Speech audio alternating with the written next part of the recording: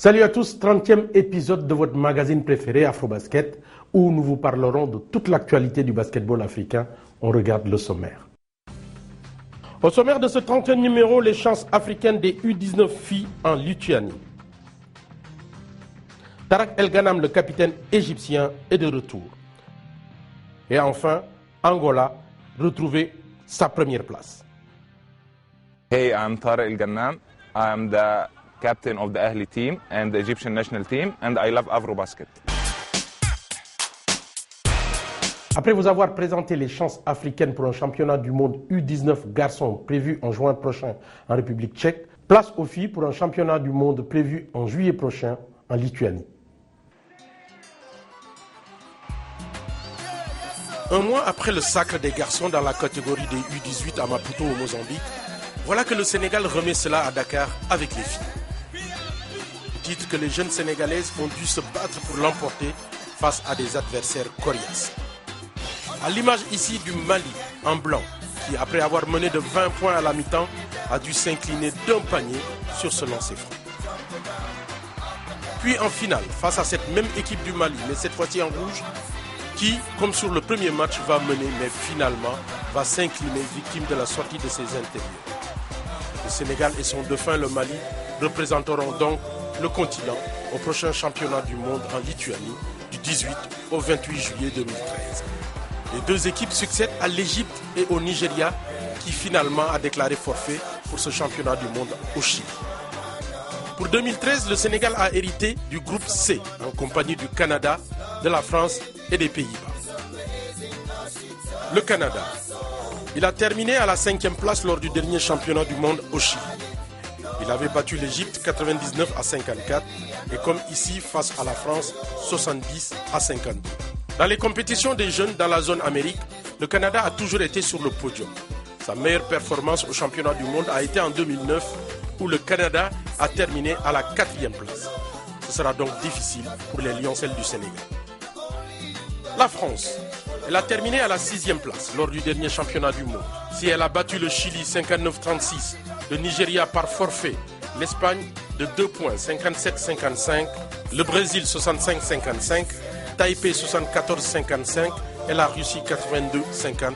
Elle s'est inclinée face à l'Australie 67 à 45 et face aux USA 64 à 70 et enfin face au Canada 52 à 70.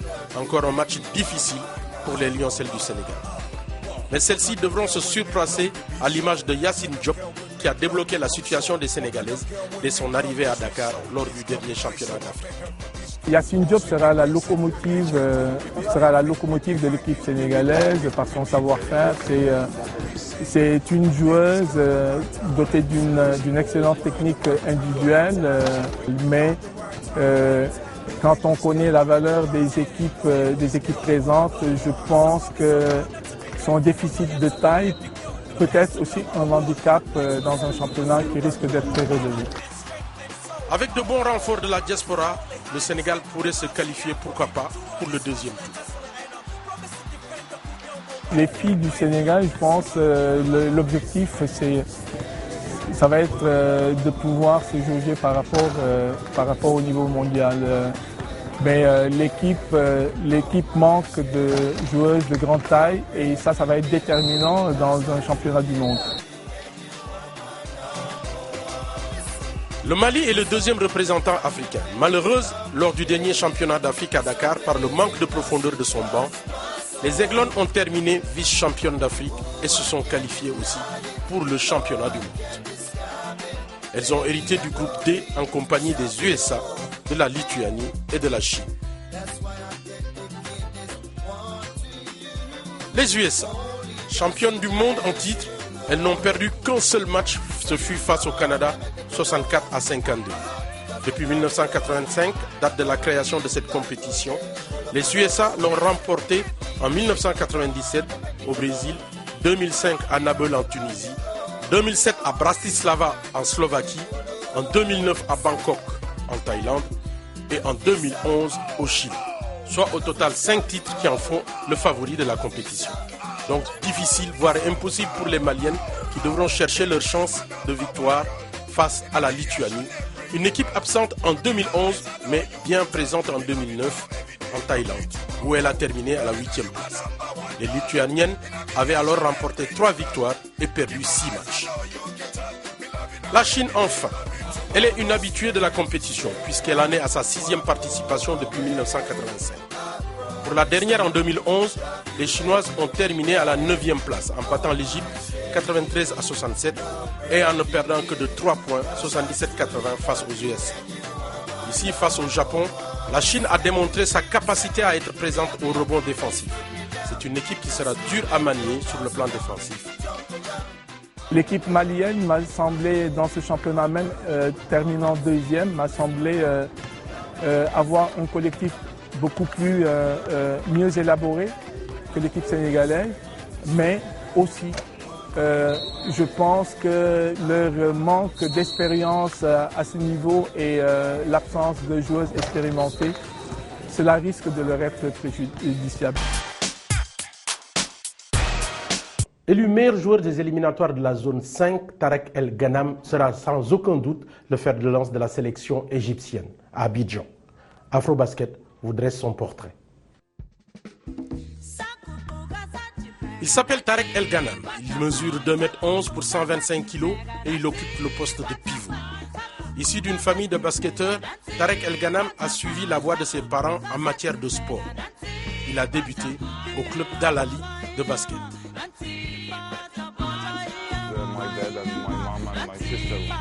Mon père, ma mère et ma soeur ont tous joué au basketball et tous dans le même club d'Al-Ali. J'ai fait comme eux, j'ai tout simplement suivi leurs traces, car moi aussi j'aime le basket. Ce club d'Al-Ali, Tarek El Ghanam, il débute à l'âge de 7 ans et dès 17 ans, il intègre l'équipe première.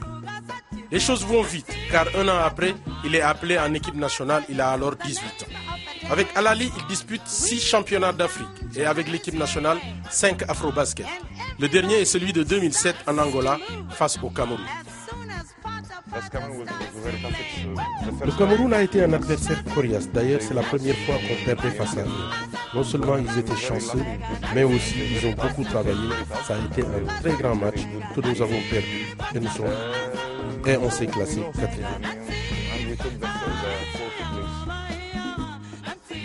La fédération égyptienne décide alors le rajeunissement de l'équipe. Tarek El Ghanam reste donc à quai.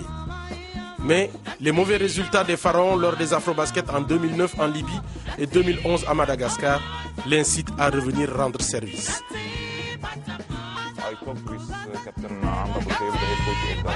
J'ai eu une discussion avec le coach qui m'a certifié que si je le désirais, je pouvais revenir. Alors j'ai pris la décision de revenir apporter ma petite contribution. Et aujourd'hui, cela débute bien, car le capitaine Tarek El Ghanam vient de se qualifier avec l'Égypte lors des éliminatoires de la zone 5 en Tanzanie et il obtient en même temps le titre de MVP du tournoi. Meilleur pivot et MVP, Dieu merci, à 34 ans, ça c'est bien pour la fin de ma carrière. Un titre qui lui redonne le moral à quelques mois de l'Afrobasket à Abidjan 2013.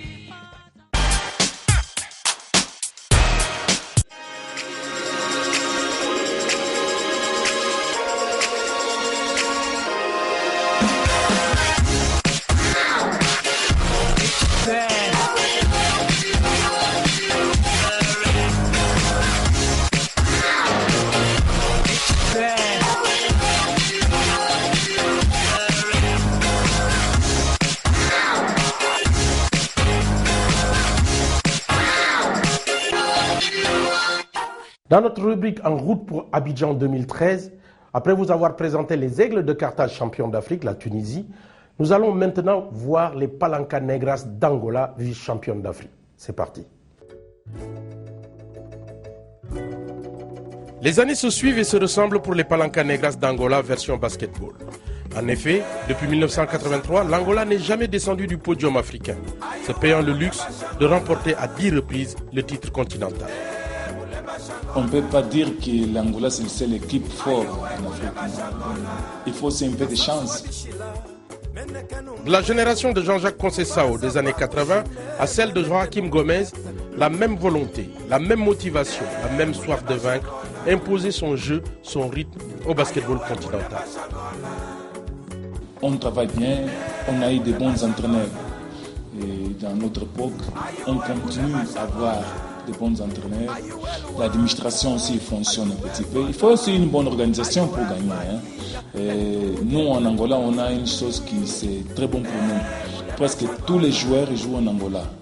99% jouent en Angola. Et pour nous, ça ne change rien. C'est bon pour nous parce qu'on peut contrôler la forme physique, la forme technique. On peut aussi avoir ce qui ça lui manque quelque chose pour lui travailler dessus. Le basketball angolais a connu en 30 ans seulement 5 entraîneurs et pas des moindres. De Victoria Cunha, décoré par la FIBA, Valdemiro Romero, Mario Palma, Alberto Carvalho et Luis Magalhães. Tous avaient la même philosophie du basket, un basket efficace, un mental de fer et toujours à la recherche de la perfection. C'est une question de travail, il peut gagner. Si l'idée de moi, il travaille très bien, s'il fait un bon étage, s'il joue avec une bonne équipe, s'il fait des règlements clairs pour les joueurs, pour la fédération, pour toutes les personnes, so les personnes savent exactement qu'est-ce qui va passer. Ça, c'est possible. Mais ne seulement même pas. Tous les années, nous avons besoin. Et aujourd'hui, tu avais un entraîneur. Prochaine année, l'entraîneur change. Après, l'entraîneur change. Et ça, c'est très difficile. La date du 28 août 2011 sera à marquer d'une croix. L'Angola perd sa couronne après 6 titres de championnat successifs. La faute, semble-t-il, à un grain de sable qui aurait enrayé la machine. Un nouvel entraîneur qui a choisi une nouvelle voie. Je veux que vous compreniez que M. Gomez, le coach, n'était pas coupable de notre échec. Il a donné le meilleur de lui-même pour que nous soyons au top. Quelque chose d'autre était à l'origine, tel que la communication. Dès le départ, quelque chose manquait et le coach a su nous le redonner. Il n'était peut-être pas le meilleur, mais il n'était pas compris, faute à la communication. Aujourd'hui, la leçon a été retenue. L'objectif est de ne pas commettre les mêmes erreurs. À Abidjan, ce sera autre chose.